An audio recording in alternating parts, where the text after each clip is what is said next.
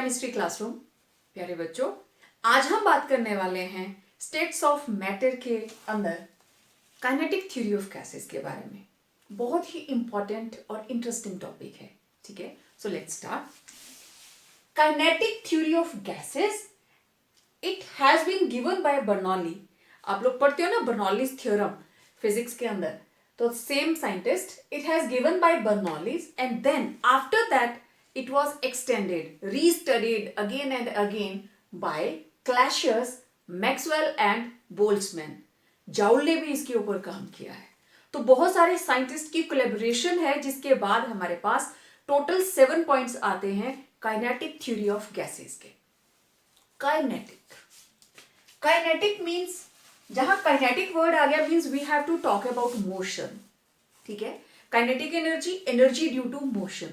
तो kinetic theory of gases, gases के अंदर उनके मॉलिक्यूल्स ही तो मूव करते हैं, तो उनके मॉलिक्यूल्स की मूवमेंट के साथ थ्योरेटिकल कौन कौन सी बातें जुड़ी हुई हैं, उनके बारे में हम बात करेंगे।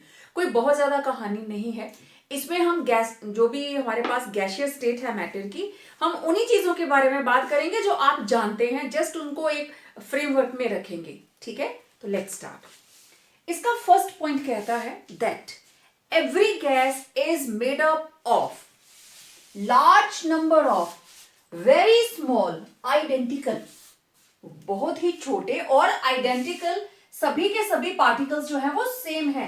they are exact copy of each other, photostate, right? identical particles called molecules। मतलब गैस जिन पार्टिकल से मिलकर बनी होती है, गैस का सबसे छोटा component that is called molecule. ये तो हम जानते हैं। लेकिन जो गैसेस मोनो एटॉमिक है, like noble gases, helium, argon, krypton, तो ये कैसे एग्जिस्ट करती हैं नेचर में एज मोनो एटॉमिक। तो बाकियों को तो हम मॉलिक्यूल बोलते हैं except atoms in case of mono atomic gases.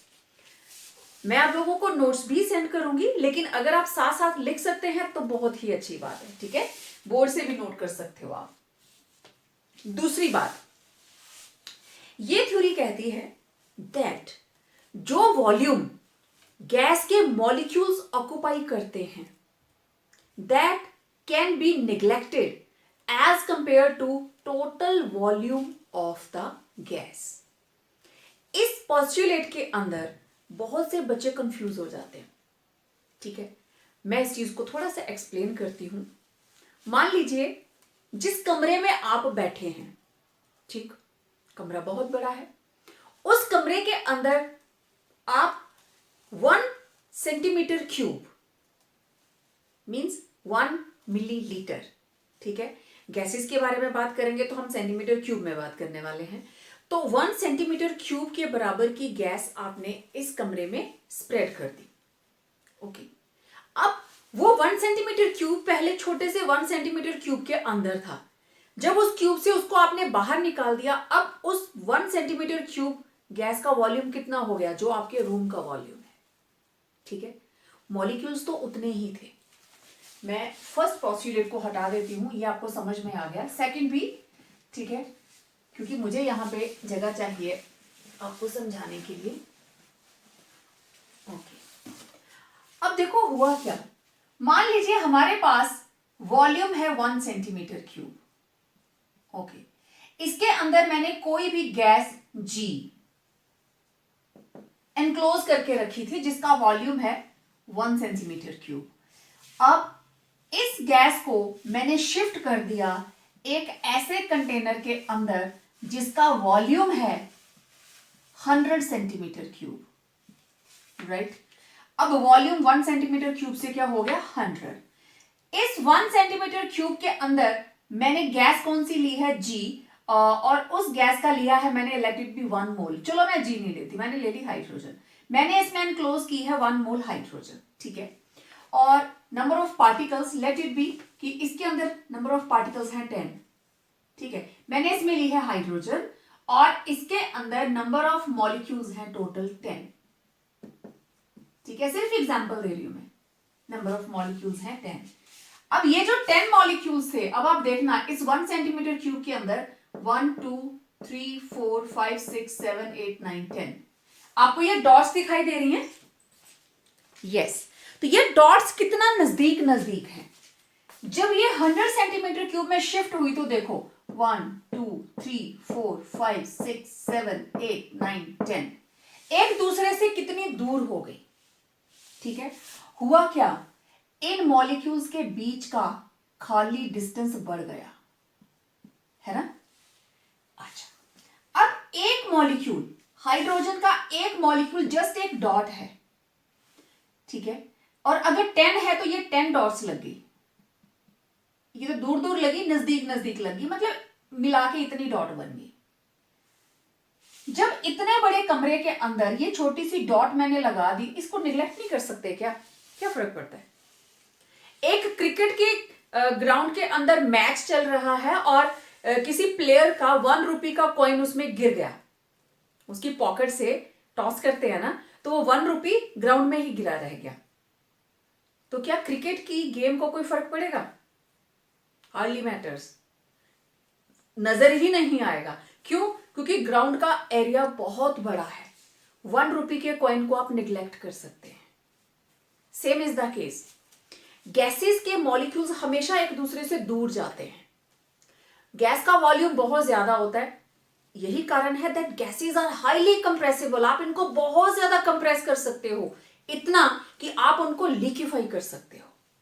ठीक है, तो यही मतलब है कि पूरे एरिया के कंपैरिजन में आप 1 रुपए के एरिया को, मैं एरिया की बात करूंगी, 1 रुपए के एरिया को निगलेक्ट कर सकते हैं। उसी तरीके से जब आप गैस के वॉल्यूम की बात करते हो तो काइनेटिक थ्योरी ऑफ गैसेस के पोस्टुलेट्स ये कहते हैं that volume of molecules of gas, gas के मॉलिक्यूल का जो अपना वॉल्यूम है, that can be ignored, neglected as compare to total volume of the gas, क्योंकि उनके बीच में इतनी खाली जगह रहती है जिसकी वजह से गैस का अपना molecule that can be ignored.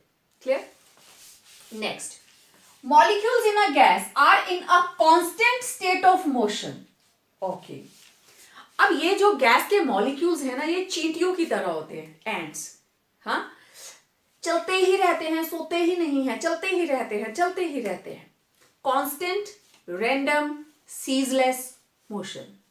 Constant रहता है, रैंडम रहता है, सीजलेस मींस कभी सेटल ही नहीं होता, रुकता ही नहीं है।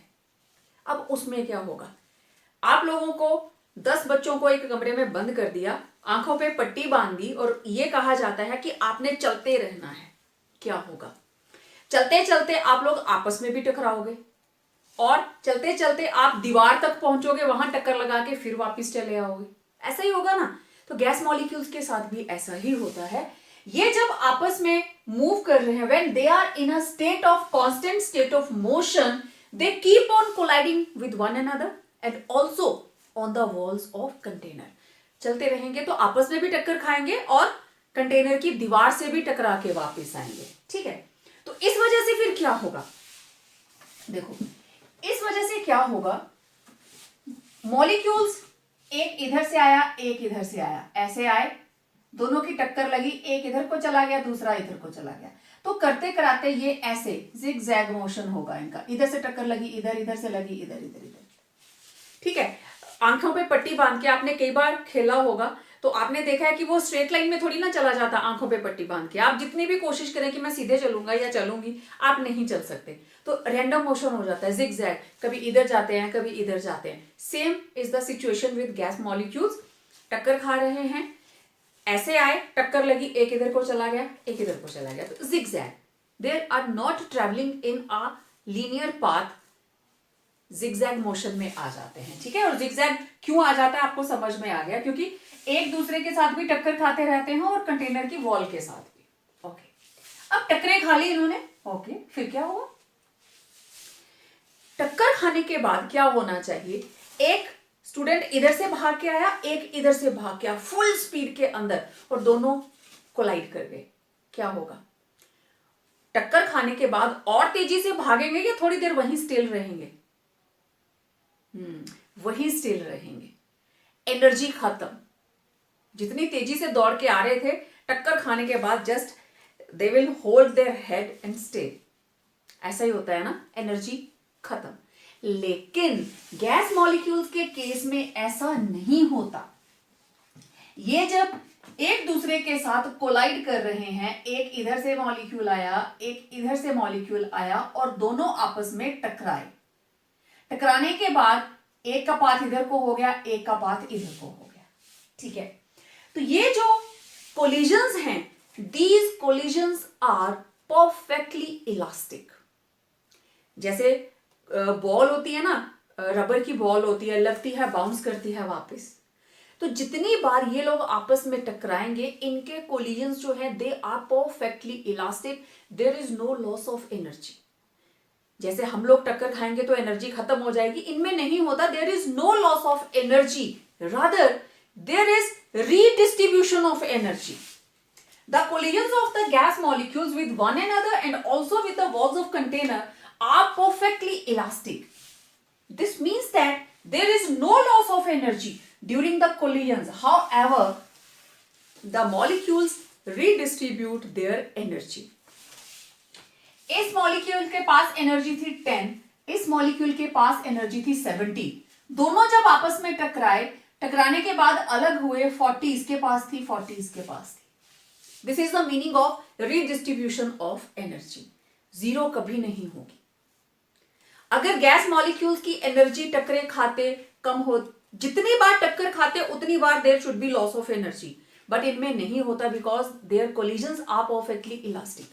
और अगर ये परफेक्टली इलास्टिक ना होते तो क्या होता? आप घर से निकलते तो कहीं ऑक्सीजन में आपका पैर फंस जाता और कहीं नाइट्रोजन में आपका पैर फंस जाता, है ना। सड़क के ऊपर ऑक्सीजन और नाइट्रोजन का कीचड़ होता, लेकिन ऐसा कभी नहीं होता। गैस के मॉलिक्यूल्स कभी भी ग्रेविटी के कारण अर्थ के ऊपर सेटल नहीं होते। ठीक है, why? Because their collisions are perfectly elastic. आप मेरी बात समझ रहे हो ना सभी? तो redistribution of energy is there. Okay. अब ये जितने भी postulates हम डिस्कस कर रहे हैं, ये these are not theoretical, rather उन्होंने प्रैक्टिकली इन चीजों को करके देखा था, तभी postulates बनते हैं। एक के बाद एक साइंटिस्ट इनको स्टडी करते रहे, इनके बाद भी अभी हम इनको फेल भी करेंगे एक दो को। ठीक है, तो next is there are no force of interaction. Kinetic theory of gases ये मानकर चलती है कि जो गैस के मॉलिक्यूल्स हैं टक्करें तो खाते हैं, आपस में आते हैं, कोलाइड करते हैं, जिगजैग मोशन में रहते हैं, उनके कोलिजन्स परफेक्टली इलास्टिक हैं, there take place redistribution of energy. लेकिन इन गैस मॉलिक्यूल्स के अंदर किसी भी तरह की फोर्स ऑफ इंटरैक्शन नहीं होती। ना ये एक दूसरे को अट्रैक्ट करते हैं, ना ये एक दूसरे को रिपेल करते हैं। ठीक है, तो okay, now 6th point is the pressure of the gas is due to the hits recorded by the gas molecules on the wall of container per unit area. जिस कंटेनर के अंदर हमने गैस को एनक्लोज किया है, इसके अंदर gas के मॉलिक्यूल्स हैं, तो प्रेशर का मतलब कंटेनर की वॉल्स के ऊपर पर यूनिट एरिया कितनी बार इन्होंने टक्कर मारी, दैट विल गिव प्रेशर। और देखो, इन गैस मॉलिक्यूल्स की आपस में किसी भी तरह की इंटरेक्शन नहीं है और ना ही इनकी कोई स्पेसिफिसिटी होती है कि ईस्ट डायरेक्शन में प्रेशर ज्यादा होगा, हिट्स ज्यादा लगेंगी, या वेस्ट में या नॉर्थ में या साउथ में, ऐसा कुछ भी नहीं होता। They are not specific for any direction. इसलिए इनकी जो प्रेशर है चारों दिशाओं में बराबर लगता है। अब सबसे बेस्ट एग्जांपल, हमारी गाड़ियों के टायर। क्या ऐसा होता है कि पूरे टायर में कोई एक पॉइंट होता है, उसमें एक जगह से ज्यादा हवा होती है और बाकी जगह पे कम होती है? ऐसा नहीं होता। वो गैस का प्रेशर टायर के अंदर इक्वल डिस्ट्रीब्यूट होता है। ठीक है, तो next, the average kinetic energy. इसके अंदर गैस मॉलिक्यूल्स की काइनेटिक एनर्जी कितनी होगी वो डिपेंड करता है कि टेम्परेचर कितना है। अगर आप टेम्परेचर बढ़ाएंगे, मॉलिक्यूल्स की काइनेटिक एनर्जी बढ़ जाएगी, तेजी से भागना शुरू कर देंगे। मैं फिर से एग्जांपल दूंगी कि आपको एक कमरे में छोड़ दिया, आंखों पे पट्टी बांध दी, नंगे पांव, और फर्श जो है वो लेट इट बी आयरन का बना हुआ है और नीचे हमने उसको हीट करना स्टार्ट कर दिया। जब पैर जलेंगे तो तेज चलोगे ना, इसी तरीके से गैस मॉलिक्यूल्स को भी जब हम हीट देते हैं, टेम्परेचर बढ़ा देते हैं, तो उनका मोशन बढ़ जाता है, उनकी काइनेटिक एनर्जी बढ़ जाती है। तो ये थे वेरियस पोस्टुलेट्स। पोस्टुलेट्स के अंदर कोई नई चीज नहीं थी, वो सारी जानकारी थी जस्ट पॉइंट बाय पॉइंट जो आप आज दिन तक गैसेस के बारे में जानते हैं। That they are composed of very small particles, जिनको हम क्या बोलते हैं, मॉलिक्यूल्स। इन मॉलिक्यूल्स के अपने वॉल्यूम को पूरी गैस के वॉल्यूम के कंपैरिजन में हम निग्लेक्ट कर सकते हैं। ठीक है, इन्हीं बातों की हम बात कर रहे थे।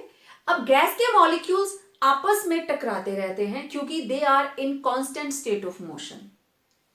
तो टकराते टकराते वो आपस में भी टकराएंगे and they will also collide on the walls of container.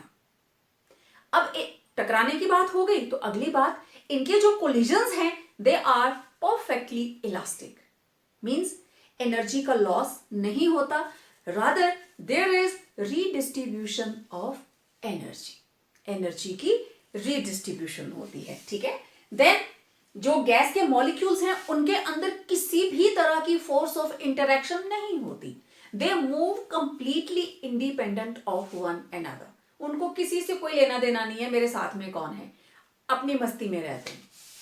फिर pressure of a gas, pressure कैसे एक्सर्ट होता है, नंबर ऑफ हिट्स, कोई गैस के मॉलिक्यूल्स कंटेनर की वॉल के ऊपर कितनी बार टकराए वहां से प्रेशर बनेगा, क्योंकि प्रेशर किसके बराबर होता है, फोर्स अपॉन एरिया। फोर्स का मतलब कितनी जोर से टक्कर मारी है उसने, यही बात हुई ना, तो फोर्स पर यूनिट एरिया, तो number of hits recorded on walls of container. And the last, average kinetic energy, average kinetic energy is directly proportional to Kelvin temperature. तो ये थे postulates of kinetic theory of gases. अब जैसे हमने ideal gas equation derive की थी ना, उसी तरीके से हम डिराइव करने वाले हैं काइनेटिक गैस इक्वेशन। क्वेश्चन क्या आएगा, डिराइव काइनेटिक गैस इक्वेशन और derive PV equal to 1/3 nmu square.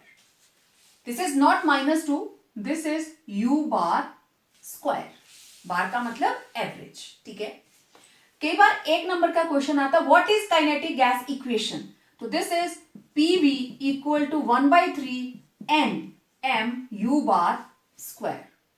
ठीक है, तो this is 1 mark question, kinetic gas equation. Okay, तो ये देखिए हमने एक बॉक्स बनाया है, दिस इज इमेजिनरी बॉक्स की, इसके अंदर गैस मॉलिक्यूल्स एनक्लोज्ड है। ओके, ये आमने सामने के दो फेस ले लिए, ये वाला फेस है A और ये वाला फेस है B, और आप जानते हो क्यूबिकल बॉक्स के फेस कितने होते हैं, 6। आप अपने रूम को देखिए, 4 वॉल्स हैं, ठीक है, ऊपर छत है और नीचे फर्श है। ठीक है, तो टोटल 6 फेसेस।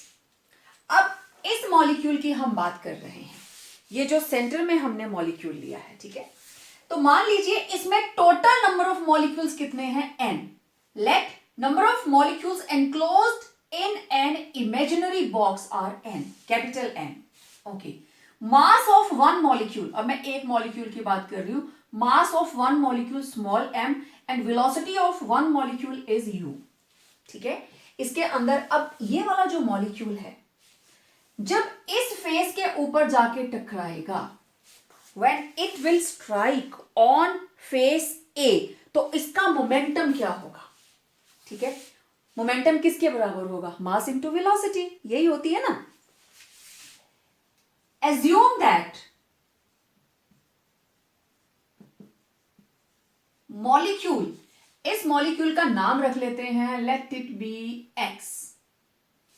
ठीक है, assume that molecule X strike on face A, therefore momentum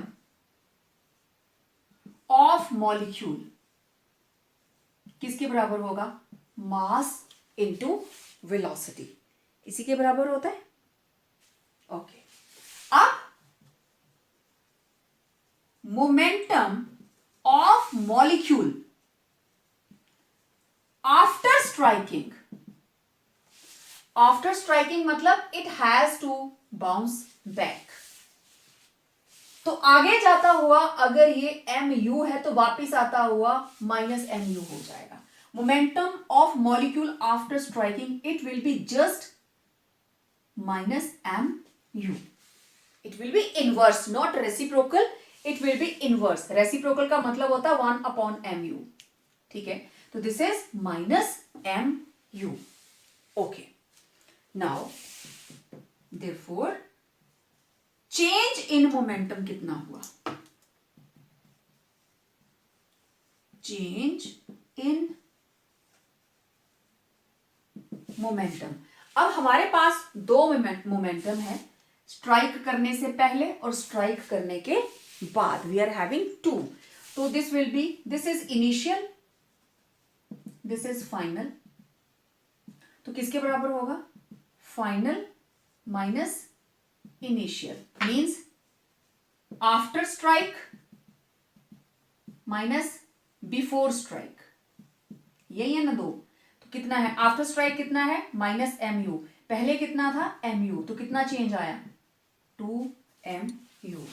change in momentum is minus 2mu. ये मॉलिक्यूल स्ट्राइक किया, इस फेज तक जा रहा है स्ट्राइक करने के लिए. तो स्ट्राइक करने से पहले मोमेंटम mu, आफ्टर स्ट्राइकिंग बिल्कुल ऑपोजिट माइनस mu. तो इस मॉलिक्यूल के अंदर चेंज इन मोमेंटम कितना आया? It is minus 2mu. Okay, अब ये तो मॉलिक्यूल था, तो जिस दीवार के ऊपर टकराया, दीवार के ऊपर भी तो उसका इंपैक्ट हुआ ना. तो it means the momentum of the wall, the momentum of the wall, कौन सी वॉल? जिसके ऊपर हम प्रेशर मेजर करने वाले हैं, which is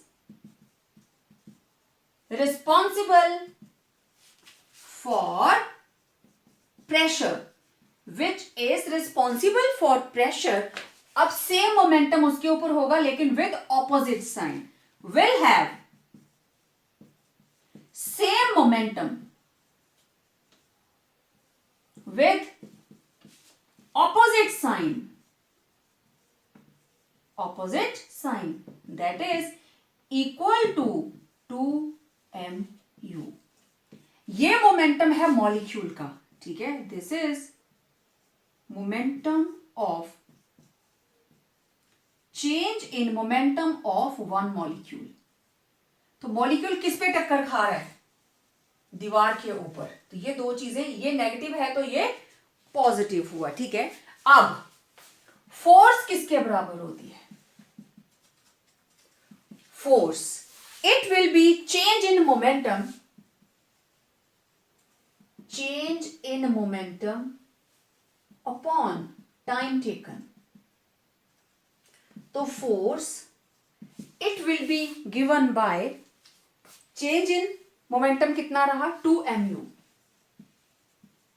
upon time taken. It will be upon t. Okay, let it be equation 1. इसको हम आगे यूज करने वाले हैं. ठीक है, ओके. अब देखिए,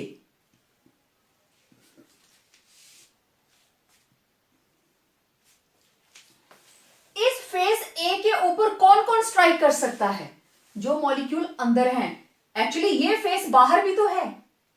कोई कमरे की दीवार है, आपको अंदर वाली साइड से दिखाई दे रही है, दूसरों को बाहर से दिखाई देगी. लेकिन प्रेशर किसकी वजह से आ रहा है? जो सिर्फ अंदर से स्ट्राइकिंग हो रही है. इस चीज का ध्यान रखना. ठीक है, मतलब only the molecules enclosed in box के अंदर जो मॉलिक्यूल्स हैं will hit face A. Face A के ऊपर वही मॉलिक्यूल्स हिट करेंगे जो हमने एनक्लोज किए हैं. ठीक है, let area hit by n molecules. कितने मॉलिक्यूल्स? पहले ए की बात की ना, तो उस एरिया को हमने नाम दे दिया कैपिटल ए. ठीक है, तो कितना डिस्टेंस ट्रेवल किया? Distance travelled by molecules, it will be equal to speed into time. आपको पता है ना स्पीड किसके बराबर होती है? डिस्टेंस अपॉन टाइम, तो डिस्टेंस किसके बराबर होगा, u इंटू टी। तो distance travel by molecules it will be u into t. Okay, अब देखो नंबर ऑफ मॉलिक्यूल्स पर यूनिट वॉल्यूम किसके बराबर होगा, नंबर ऑफ मॉलिक्यूल्स पर unit volume. Put in first, तो हमारे पास आ जाएगा फोर्स किसके बराबर है, 2 into M into U upon T. अब नंबर ऑफ मॉलिक्यूल्स पर यूनिट वॉल्यूम कितने आए, एन अपॉन वी, और उन्होंने एरिया कितना कवर किया, ए, और उनकी स्पीड कितनी थी, यू इंटू टी। सारे फैक्टर्स आएंगे ना। फोर्स किसके बराबर था, change in momentum per unit time. Okay, लेकिन ये तो एक मॉलिक्यूल की बात कर रहे थे हम, एक मॉलिक्यूल का मास लिखा है हमने, टोटल नंबर ऑफ मॉलिक्यूल्स कितने हैं, एन, तो पर यूनिट वॉल्यूम कितने आए, आ गया, कितने एरिया को हिट किया, that is a, into distance कितना ट्रेवल किया, यू इंटू टी। टी के साथ टी कैंसिल हो गई यहां पे। Now you will get here F is equal to 2 m n into a u square, 2m n a u square. ठीक है, आप इसको किसी भी तरीके से लिख सकते हैं। और नीचे क्या आ गया हमारे पास, v। ठीक है, अब बिगिनिंग में जो हमने लिया था मैं इसको हटा देती हूं, आप साथ साथ में नोट कर रहे होंगे, आई होप सो। ओके, अब इसके आगे हम इधर स्टार्ट करने वाले हैं। Total number of faces, total number of faces are 6, there are total 6 faces. इसका मतलब एक फेस के ऊपर ये फोर्स कितनी है, सबकी आ गई ना force, total n upon v आ गया। तो एक फेस की निकालनी हो तो इस फोर्स को मुझे किससे डिवाइड करना पड़ेगा, 1/6 करना पड़ेगा। ठीक है, total number of faces 6, that is force calculated is of 6 faces. Therefore, for only one face, that is A, force is equal to 1/6। अब इस फोर्स को हम क्या करेंगे, it will be 1/6 of equation 2। ये रही इक्वेशन 2, 1/6 ऑफ इक्वेशन 2, मतलब 1/6 into 2 m n into a into you square upon v। तो ये आ गया 1/3। ठीक है, ओके, मैं इसको अब रीअरेंज करती हूं। This is 1/3 n into m। ठीक, इसको मैं लिख सकती हूं n इंटू एम आ गया। Okay, u square. अब इस u को मैंने बार लगा ली क्योंकि नंबर ऑफ मॉलिक्यूल्स आ गए ना, तो सबकी एवरेज आ गई। ठीक है, इंटू n अपॉन v। जो कुछ था सब कुछ वही, जस्ट उसको हमने क्या किया था, 1/6। ओके, ये आ गई हमारी फोर्स एक फेस की। ठीक है, this is force. Now pressure किसके बराबर होता है, pressure is equal to force upon area. Pressure it is equal to force upon area, तो ये रही force. Okay, 1/3 nm u bar square into area upon volume divided by area A। तो आप इसको किसके बराबर लिखोगे, it will be 1/3 nm u bar square A upon v into A।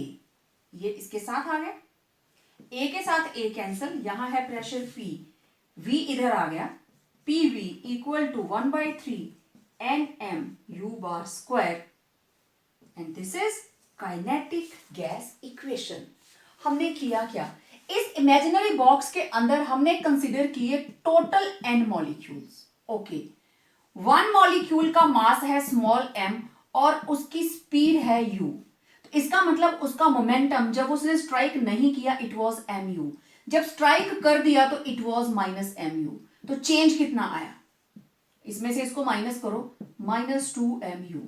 ये तो मॉलिक्यूल का मोमेंटम था। उस वॉल का कितना आया जिसके ऊपर वो स्ट्राइक किया, और स्ट्राइक करने की वजह से प्रेशर बनेगा, that will be with positive sign, same value with positive sign, तो +2mu। ओके, फोर्स किसके बराबर होती है? Change in momentum upon time. Okay, then area hit by n molecules हमने मान लिया कैपिटल A। कितना डिस्टेंस ट्रेवल किया? ut। नंबर ऑफ मॉलिक्यूल्स पर यूनिट वॉल्यूम कितने हैं? n/v। तो इसको इसमें पुट किया, ये फोर्स थी एक मॉलिक्यूल की, तो total number of molecules 2mu/t, total number of molecules n, volume कितना v, एरिया कितना a, कितना डिस्टेंस ट्रेवल किया? u × t, यही किया। लेकिन ये जो फोर्स है, t से t कैंसिल, ये सारी की सारी फोर्स किसकी है? पूरे कंटेनर की। तो मुझे अगर सिर्फ फेस A की चाहिए तो मुझे इस फोर्स को 1/6 करना पड़ेगा, क्योंकि ये 6 फेसेस की है। ठीक है, हमने यही किया, इसको 1/6 कर दिया, उस वैल्यू को 1/6 कर दिया, ये आ गया 1/3, ये आ गया हमारे पास। अब ये तो थी फोर्स, प्रेशर किसके बराबर होता है? Force upon area. तो ये आ गई आपके पास काइनेटिक गैस इक्वेशन। ठीक है, अब हम एक रिलेशनशिप देखेंगे कि kinetic energy directly proportional to temperature कैसे आती है। ठीक है, नेक्स्ट हमारा यही क्वेश्चन है। तो here is the question, show that average kinetic energy of a gas is directly proportional to temperature. और क्वेश्चन आएगा, what is the relationship between average kinetic energy of a gas and temperature. हम time and again word use करते हैं average kinetic energy. क्यों? क्योंकि gas molecules के अंदर अगर मैं 1 मोल गैस की बात करती हूं, means it is having Avogadro number of molecules, और हर मॉलिक्यूल की जो एनर्जी है वो बराबर नहीं होगी, किसी की कम होगी तो किसी की ज्यादा होगी। आपको पता, वो कोलाइड करते रहते हैं आपस में, जीरो किसी की नहीं होगी, किसी की कम होगी किसी की ज्यादा, इसलिए हम क्या लेते हैं? उनकी एवरेज। ठीक है, इसलिए हम बार बार यही वर्ड यूज करते हैं, average kinetic energy. So let's derive the relationship between average kinetic energy and temperature. ठीक है, well, let total number of molecules of a gas equal to n। मान लीजिए हमारे पास टोटल नंबर ऑफ मॉलिक्यूल्स हमने ले लिए n। ठीक है, इन जनरल ई काइनेटिक किसके बराबर होती है? ½ mu²। नॉर्मली आप लिखते हो ½ mv², ये लिखते हो ना। तो यहां पे क्योंकि हम स्पीड कैसे ले सकते हैं? And speed of 1 molecule is equal to u। ठीक है, स्पीड को हम u से डिनोट कर रहे हैं, तो it will B ½ mu²। In general for 1 molecule, ये एक मॉलिक्यूल की बात है, तभी m और u को किया। m is mass of 1 molecule. So kinetic energy of n molecules, तो E काइनेटिक किसके बराबर होगी? ½ n इंटू mu²। क्लियर बात? ठीक है, इसी तरीके से आएगी E kinetic of n molecules, ये 1 मॉलिक्यूल की, तो n की कितनी होगी? जो A की वैल्यू है वो n से मल्टीप्लाई होगी, तो मैंने इसको ले लिया, इट इज इक्वेशन 1। ठीक है, also according to kinetic gas equation PV equal to 1/3 nmu², यही होता है। इस इक्वेशन को divide and multiply by 2, the above equation. इस इक्वेशन को हम 2 से मल्टीप्लाई करेंगे और 2 से ही डिवाइड कर देंगे, तो मेरे पास क्या आ जाएगा? PV equal to 2/3 into 1/2। 1/3 था ना, 2 से मल्टीप्लाई 2 से डिवाइड इंटू nmu²। डन। अब जरा देखना ये किसके बराबर है? ठीक है, but 1/2 nmu² is equal to E kinetic. Therefore PV किसके बराबर आ गया? 2/3 into E kinetic. This is equation second. Well, according to ideal gas equation PV equal to nRT। Done, ये भी PV, ये भी PV, दोनों इक्वेशंस आ गई। फ्रॉम 2 and 3, फ्रॉम 2 and 3 दोनों बराबर, तो हमारे पास आ गया 2/3 E kinetic is equal to nRT। Any problem? No problem. Okay, तो E काइनेटिक किसके बराबर आ गया? 3/2 nRT। E काइनेटिक आ गया 3/2 इंटू nRT।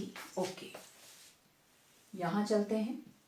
अब देखो 3/2, कोई भी इसको मल्टीप्लाई करे, मैं करूं, आप करें, कोई भी करेगा, आंसर क्या आएगा? 1.5। That is a constant value.